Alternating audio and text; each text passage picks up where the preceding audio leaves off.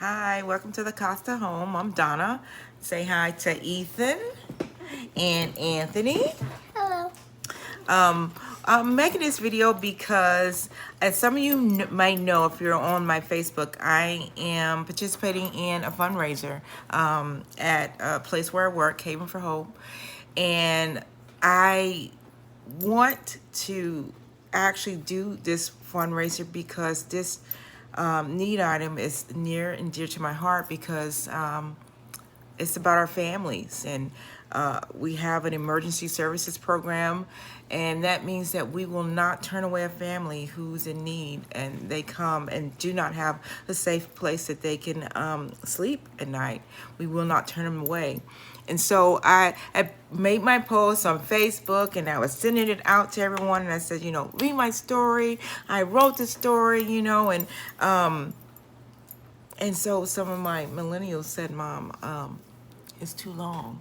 And so it was too long, much too long for them to read. So I decided to read it myself, so to make it easier for some to take the information in, because I do not want that the length of my story to be too long, that it's off-putting, that put people off and not want to contribute to this cause because it's so needed. So Anthony and Ethan had already heard my story, but they wanted to actually hear it again. So here we go. Imagine you are 7 years old. You have 3 siblings and you're the second youngest. Your baby brother, who's 9 months old, was a complete surprise to everyone, especially you. It's a little after midnight and there's so much going on around you in your family's apartment. Your mom is crying as a police officer is speaking with her. She's holding your baby brother, who's also crying. He's crying very loudly and makes it hard to hear what the police is saying. All you know is making your mom cry. You know that the police was called after your stepdad was physically violent towards your mother. You know why the police are there, because you're the one who dialed 911 because you were so scared. Scared that your mom was getting hurt really bad. This time was worse than all the other times he had hurt your mom. Thinking about seeing that happen to your mom makes you feel more anxious because it keeps replaying over and over in your head. You snap back to present when your mom calls your name. She tells you and your siblings to go get some clothes and put them in a backpack. She asks you to get clothes for your baby brother. Everything becomes a blur as everyone gets their stuff.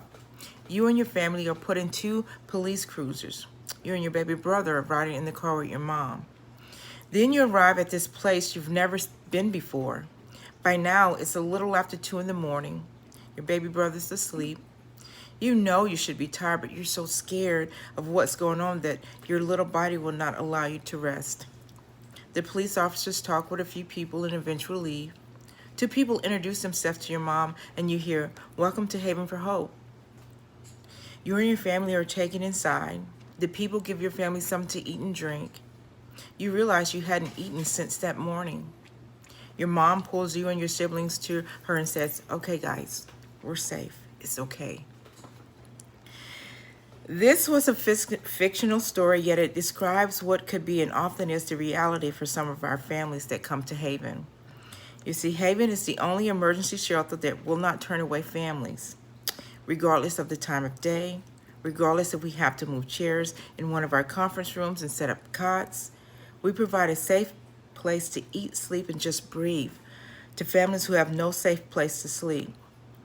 The families that arrive at all hours are placed in our Family Emergency Services Program, a program that was created out of necessity because we want to make sure that we never have to turn away a family during their greatest time of need.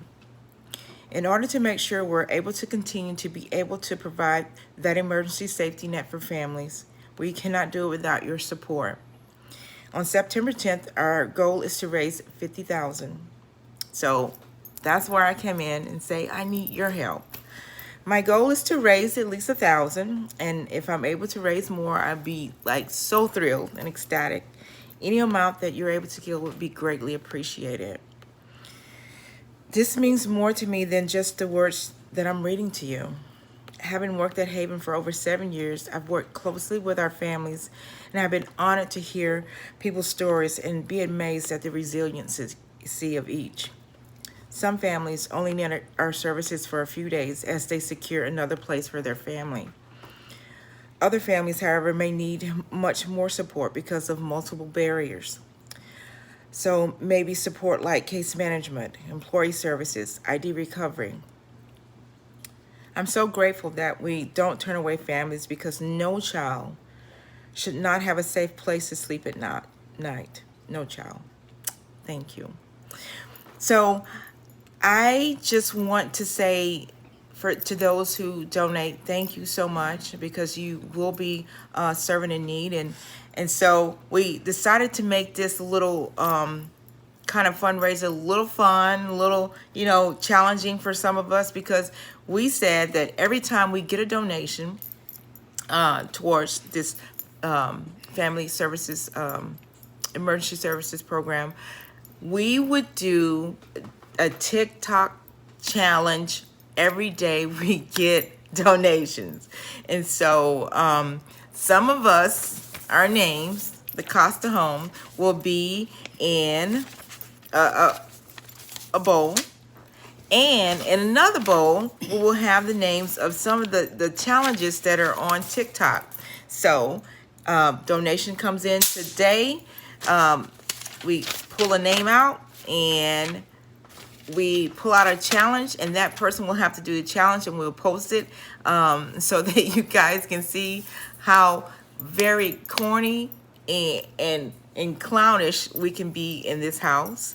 But it's also a fun way for us to participate in this fundraising kind of event. We can donate now. They've opened up the ability for us to donate. So you can go to my page and click on the link, and it'll take you right there. Now that you've heard the story, you don't have to read it. Just go down to the bottom and click donate, and you can put in the amount that you would like to donate. And I want to say thank you. Ethan wants to say thank you. Anthony wants to say thank you. Thank you. We appreciate you. All right. Donate. Bye-bye.